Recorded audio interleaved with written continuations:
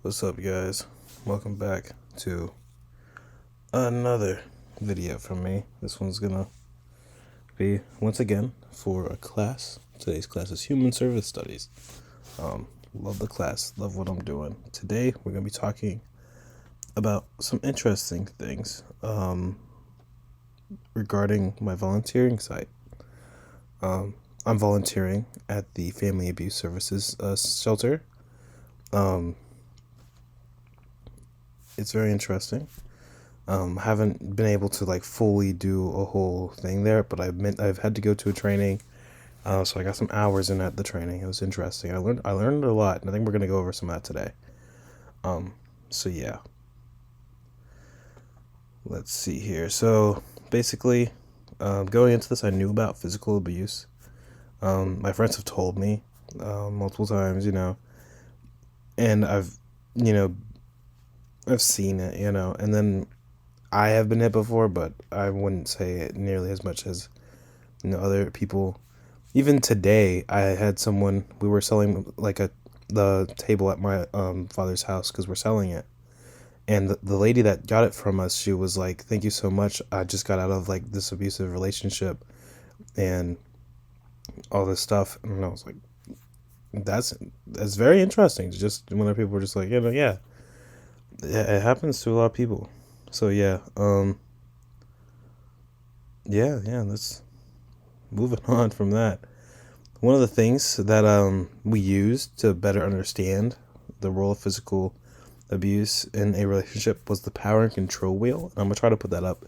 If I can't, I'm sorry, but basically, it's a way to find things that you can see to really say, okay, this is where if these are showing up, physical violence in stuff is probably going to come up next. So and I'll run over this real quick. We have using intimidation, basically like you're making them feel afraid. You punch the wall and they're scared, that type of thing.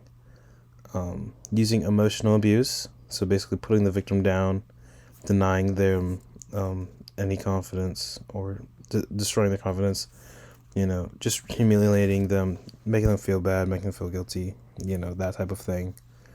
That gets them in like a really bad headspace.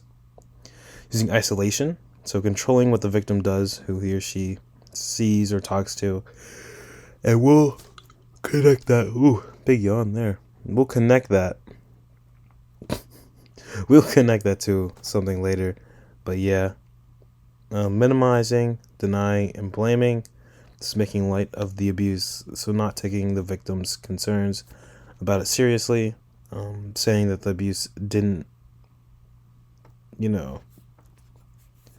saying that they deserved it. So yeah. Using children and pets. You see using pets a lot with elderly abuse, but with here using children, this is a big thing that holds people back. A lot of the time you'll have, a mother who's trying to get out of a household, but, there are all these times that she could, but if she did, then the children would be left, so she couldn't, that type of thing. Or even just, the guy or whoever saying, if you don't do what I tell you to do, I'm going to hurt your kids. That's what you will often see there. Using male privilege, or as they said, in any kind of privilege.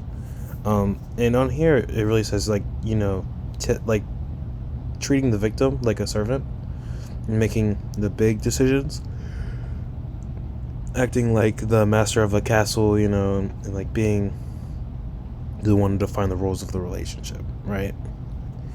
So you don't have to be a male to use that. Male privilege is something, it's real, but it doesn't have to be males that can do this. Women can take just as much power here. It's just it's more easy for men to do it here, because that's what society had told us, that like men are the head of the household. You're the man of the house, that type of thing. So yeah. Using economic abuse. Basically controlling their money, not letting them really get a job, or keep a job, giving them an allowance, or if even that, and recording anything that they do make. So like they have no financial independence, um, and that's something that really helps to make them feel isolated. So yeah, then we have using coercion and threats. So making and or carrying out a threat. So if you don't do what I'm telling you, I'm going to hit you, and then hitting you, that type of thing. Um, then if they don't do it and then you don't hit them, like that's like basically the same thing there, because you're living up to what you said you were gonna do. It's the coercion, it's the threat. So yeah, a lot with teens and teen violence, especially if the parents of the teen had an abusive relationship. So from what I was taught here, the warning signs include some of these things, and I'll put it on the screen again if I can.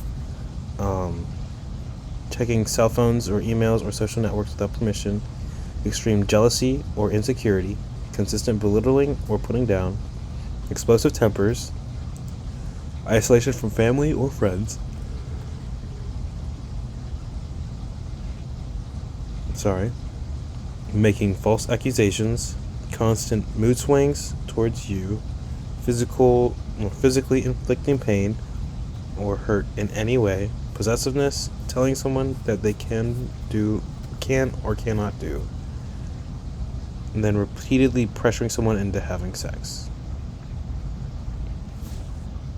Tendency with teens. One of the things specifically is like whenever they see like a boyfriend or a girlfriend feel jealous, they see that as a good thing a lot of the time in teen violence and stuff, teen relationships, and they see it as like a, oh well, he feels bad whenever I'm with someone else, so he must love me, or she must love me because she's jealous whenever I talk to this other girl, that type of thing, right?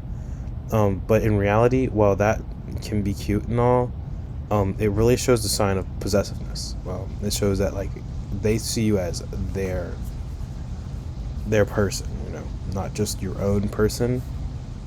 And this in itself isn't the worst, right? But it can snowball pretty easily, pretty fast. So that's something to watch out for. And it's just something that a lot of teens overlook.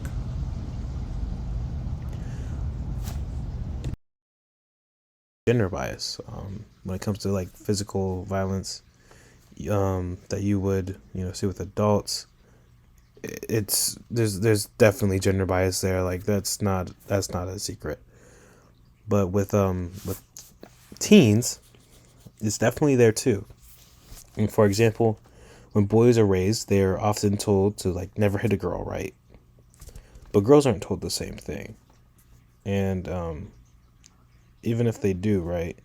Media often shows women slapping or punching men with no repercussions, right?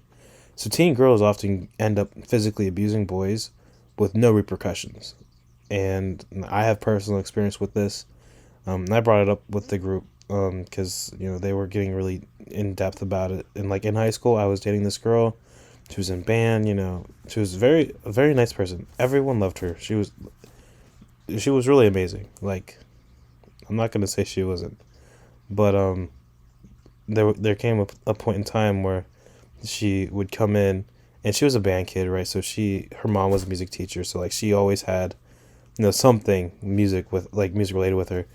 And some days she would just come in and just hit me with a drumstick or like a mallet from like one of the little xylophones, right? And it's interesting because if I had done the same thing, I would be gone. I would, that's everyone pays attention whenever the guy hits the girl, right? But whenever I had said something, right, I got either a look or laughs. I didn't really get anything saying, okay, stop, right? So it's interesting because you see that, and it's like, well, if a girl hits a man, it's like, what did he do? Whenever a guy hits a girl, it's abuse. Whereas both ways. It's still abuse. So, yeah. I will say I'm lucky because it didn't get that bad after that. Like it was a few times. So like I'm not gonna. She's still an amazing person. I think we're still friends, right? So yeah. So for an idea of how big um the the teen violence population is, I have this graph here. Again, I'm gonna explain it. So if it's not on the screen, I'm sorry, but uh you'll understand anyways. Basically, it says nearly 1 in 11 female teens reported experiencing physical dating violence with like in the last year, right? I don't know which year this came out, but at the time it was one, and this is probably really recent. About 1 in 15 males have the same. About 1 in 9 females and 1 in 36 males, high school students, they reported experiencing sexual dating violence within the last year. And 26% of women and 15% of men experienced intimate partner violence for the first time before the age of 18. Now, I will say this is something we talked a lot about in the training. The actual amount of violence and what is reported will never fully line up. But specifically for male victims, it's really bad. Because in our society, saying, hey, I've been hit, no one really pays attention to that. No one really cares. So, it's hard. Not much else I can really say about that because we're told to just hold it in, not really let it out. Having an emotions as a man is a sign of weakness. So, that's how it is. And as much as we try to change it, it's going to be a long time before it actually does change. So, yeah. Victims of teen violence also seem to experience depression and anxiety. They engage in unhealthy behaviors like using tobacco and drugs and alcohol, and they exhibit antisocial behaviors like lying, theft, bullying, or hitting. And also, they are shown to think about suicide more often. So yeah, but in our trainings, we also got some good advice on how to help against teen violence. So here are some of our prevention methods, and we have this thing again, another graph. I'll see if I can get it on the screen. You know how it is. But yeah, so teach safe and healthy relationship skills, like social emotional learning, and programs for youth, and healthy relationship programs for couples. So yeah, that's just like whenever they're dating. This is like how to do it healthily, right? Then we have engage influential adults and peers. So making men and boys as allies in prevention, bystander empowerment in education, and family-based programs. This helps helps to basically build a community that will help foster, an environment that's safe for boys and girls who are being, um, you know, abused. And the men and boys and allies prevention is really important because you often see that men are often characterized as very aggressive, right? Boys are especially more, and that's something that I think really is important to look at here. So yeah, disrupt the developmental pathways towards partner violence. So early childhood home visitations, preschool enrichment with family engagement, parenting skill and family relationship programs, treatment for at-risk children, youth, and families. So this is basically going into the home, even from like younger ages, just to make sure that it's all good. Just to make sure it's all good, right? And then if something is happening down there, just being there and trying to help any way you can would be enough to really help that child, or help the family, to either recognize the abuse going on, if they haven't, or to give it some space where they have to, where the abuser has to actually calm down and let the person just like be there, right? So yeah. Create a protective environment. So improve school climate and safety, improve organizational policies and workspace climate, and modify the physical and social environments of neighborhoods. Sorry. So yeah. So just creating that protective environment really help the people. It really just makes it safer. If you feel like you can talk to people, then you're going to more likely talk to people. Strengthen economic supports for families. So basically, strengthening household financial security and strengthening the work family supports. We've been over this in class, right? When you're poor, everything's a struggle. And when everything's a struggle, you're going to get pissed off really quick. When you get pissed off, it's easy to hit someone. So yeah. And then lastly, we have support for survivors to increase safety and lessen, harms and stuff. So yeah. Basically, this is a list of different things that we have, different connections. But I'm running out of time here. So yeah, that's it for this time.